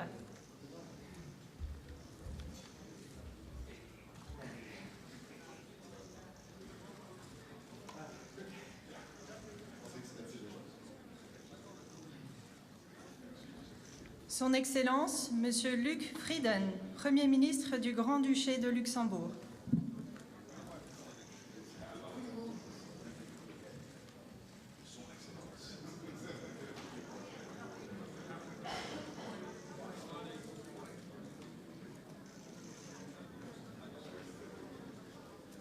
His Excellency Mr. Luis Montenegro, Prime Minister of the Portuguese Republic.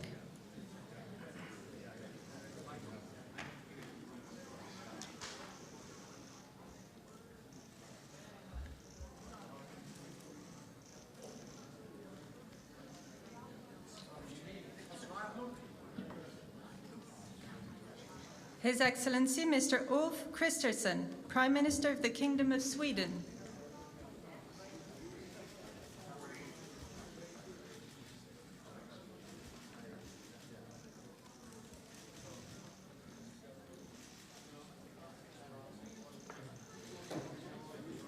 His Excellency Mr. Jakub Milatovic, President of Montenegro.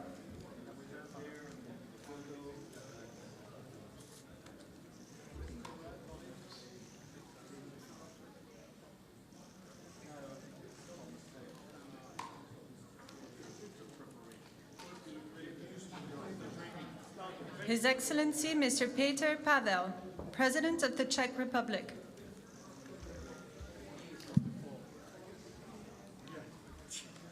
Thank you for that advice. Just as I'm going up. We'll trip your shoelace and we'll have any, so that makes things easier. His Excellency Mr. Nicu Jordan, President of Romania.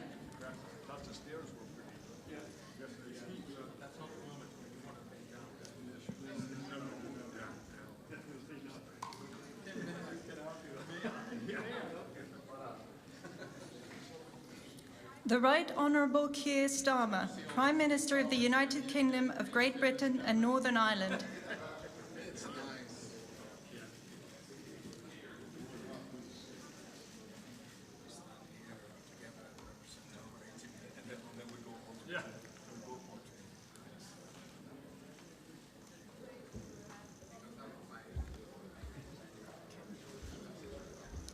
His Excellency Mr. Kyriakos Mitsotakis, Prime Minister of the Hellenic Republic.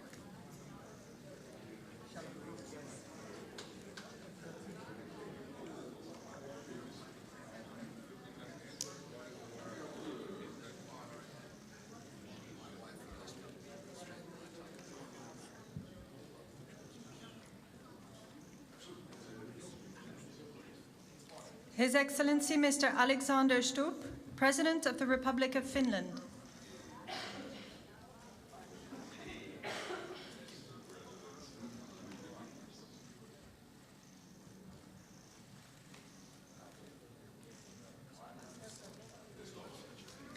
His Excellency Mr. Friedrich Merz, Chancellor of the Federal Republic of Germany.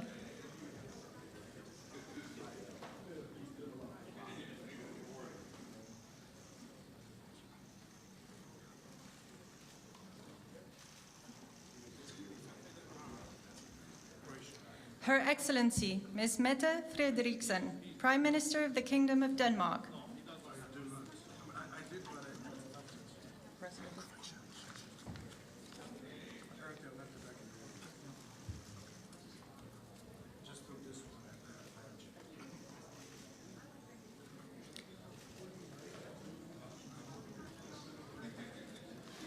His Excellency, Mr. Zoran Milanovic, President of Croatia.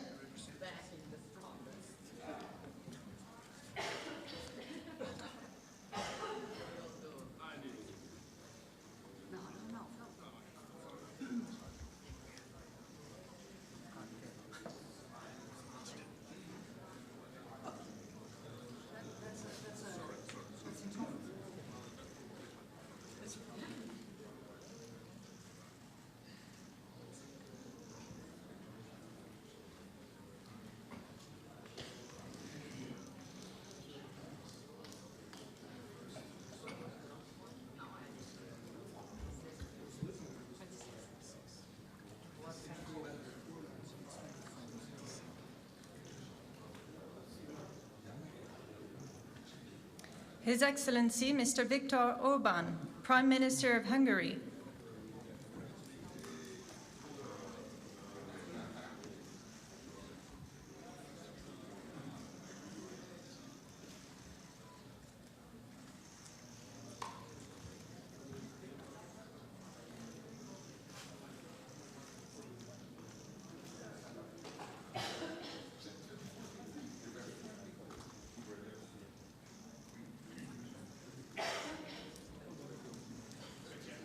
Her Excellency, Ms. Giorgia Meloni, President of the Council of Ministers of the Italian Republic.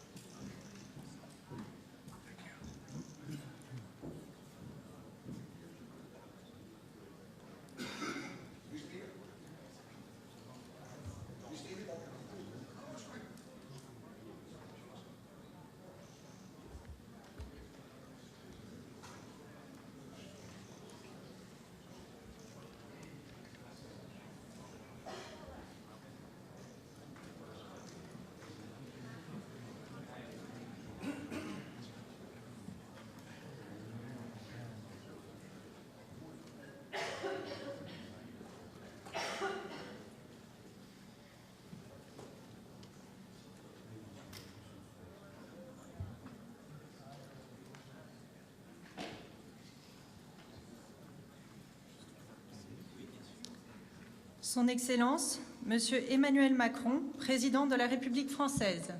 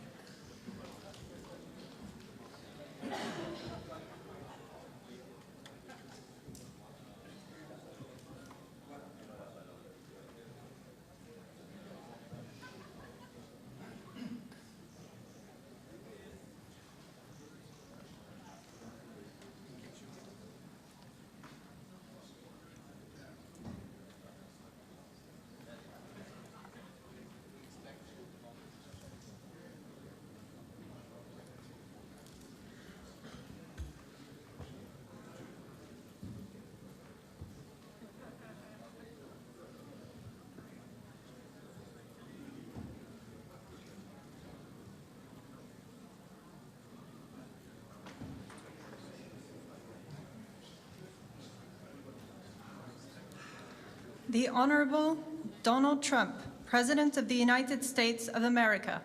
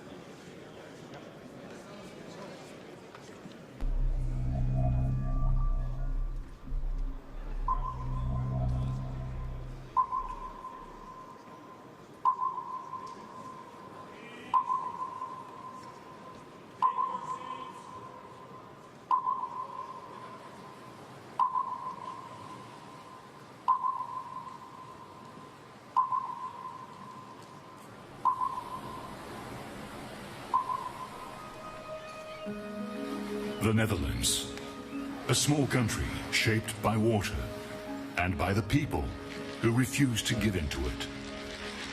For centuries, the Dutch have battled water as generations stood, united against this force. Because safety isn't a given, it's something you build together. In 1949, we stood at the cradle of NATO, bound by the belief that peace is protected through unity and strength. Since then, NATO has shielded us, sparing 3 Dutch generations the horrors of war. As the Dutch unite against the sea, NATO allies unite to share the burden of defense and security. With deeper commitments and collaboration, we stand even stronger.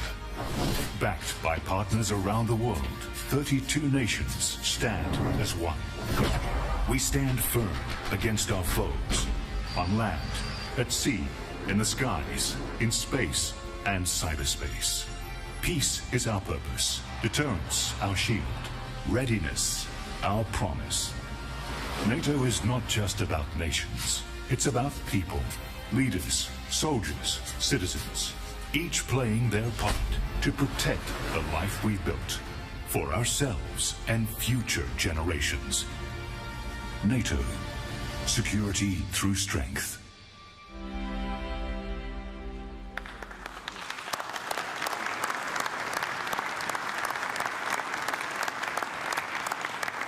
So, good morning. Good morning to you all, and welcome to this leaders session of the North Atlantic Council. We meet at a dangerous moment for our 1 billion citizens. Russia's war against Ukraine rages on. An assertive grouping of adversaries seeks to divide and challenge us. There's war in the Middle East, terrorism poses a persistent threat, and new technologies bring opportunities, but also many serious security challenges. In the face of this, we stand together, united in NATO, the most powerful defensive alliance in world history. History has shown that North America and Europe working together is a winning combination. Our adversaries know this. Our enduring commitment to Article 5, that an attack on one is an attack on all, sends a powerful message.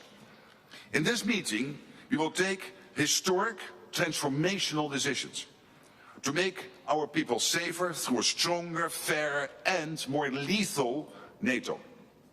To make NATO stronger, we have a concrete plan for all allies to spend 5% of GDP on defense. It will go towards core defense as well as defense and security-related investments. This decision is deeply rooted in our core mission and is required to resource our plans and readiness. This will also make NATO fairer, to ensure anyone and everyone contributes their fair share for our security. For too long, one ally, the United States, carried too much of the burden of that commitment, and that changes today. President Trump, dear Donald, you made this change possible. Your leadership on this has already produced $1 trillion in extra spending from European allies since 2016.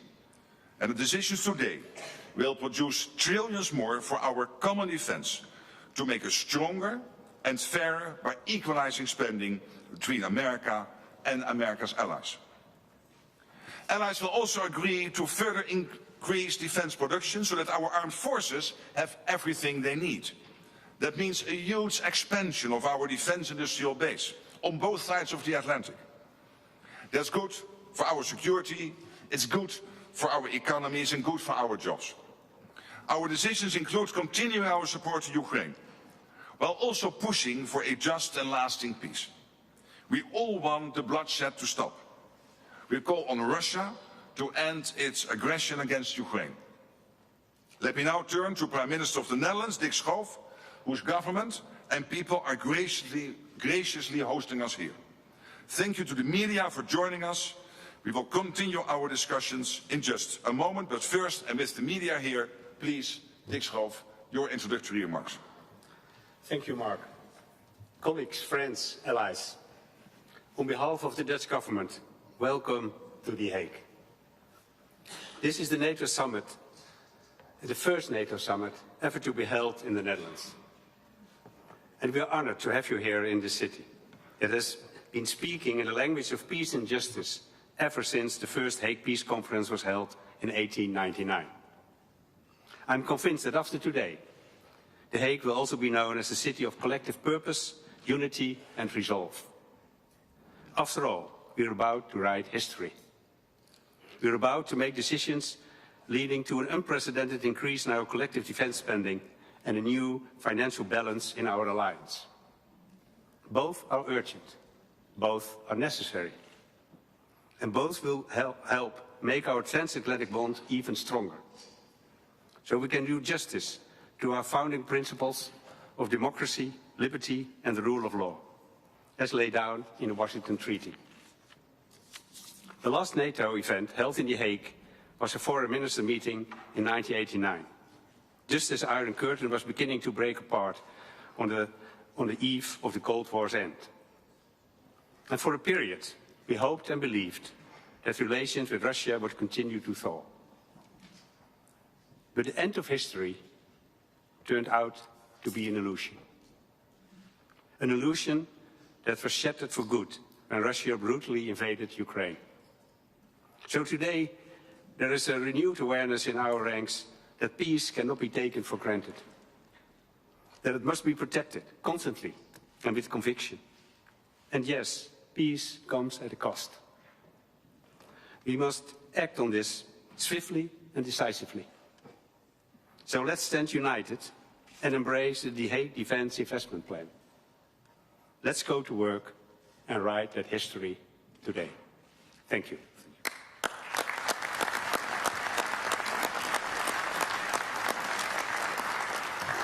So thank you for the media for joining us, but in the spirit of democracy, I have to ask you to leave the room now. Thank you.